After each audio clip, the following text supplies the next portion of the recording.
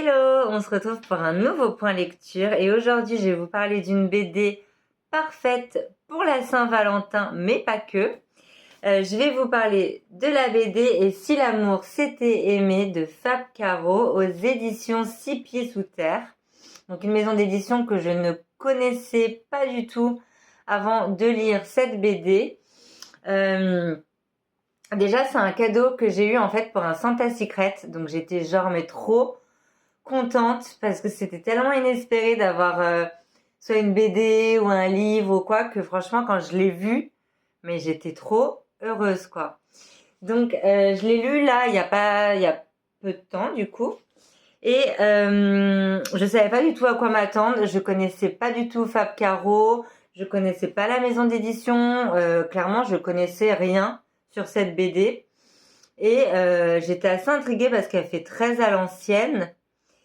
Et c'est vrai que sur le coup, j'ai lu le thème, donc je vous lis rapidement le thème. Henri et Sandrine forment un couple heureux et épanoui à qui tout réussit. Jusqu'à ce qu'un jour apparaisse Michel, brin ténébreux, qui va faire chavirer le cœur de Sandrine. Ensemble, ils vont vivre une idylle aussi brûlante qu'interdite, mais la vie est-elle toujours du côté de l'amour ? La passion n'est-elle pas qu'une feuille morte emportée par une brise d'automne ? L'arc-en-ciel des sentiments ne finit-il pas toujours par disparaître derrière le nuage de la réalité ? Franchement, c'est très bien écrit ce petit thème derrière. Donc franchement, j'étais hyper curieuse, mais vraiment.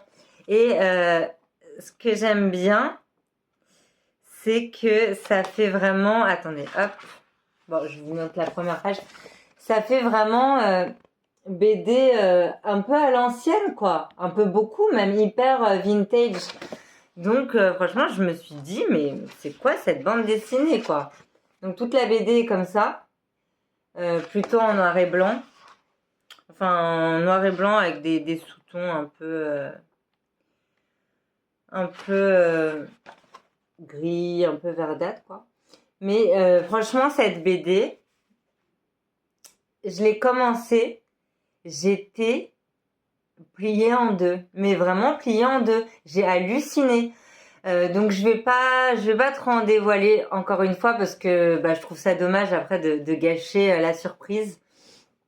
Mais j'ai tout de suite compris pourquoi la personne qui me l'avait offert au Santa Secret m'avait offert cette bande dessinée. En plus, j'ai trouvé que ça représentait bien aussi cette personne-là qui a beaucoup d'humour et franchement c'est juste génial. Vraiment je vous conseille cette bande dessinée, c'est hyper inattendu, ça fait très roman photo pour ceux qui aimaient bien les romans photos. Ouais, on est vraiment un peu dans l'idée du roman photo avec le texte et tout. Mais voilà, c'est une BD vraiment hyper second degré, hyper surprenante.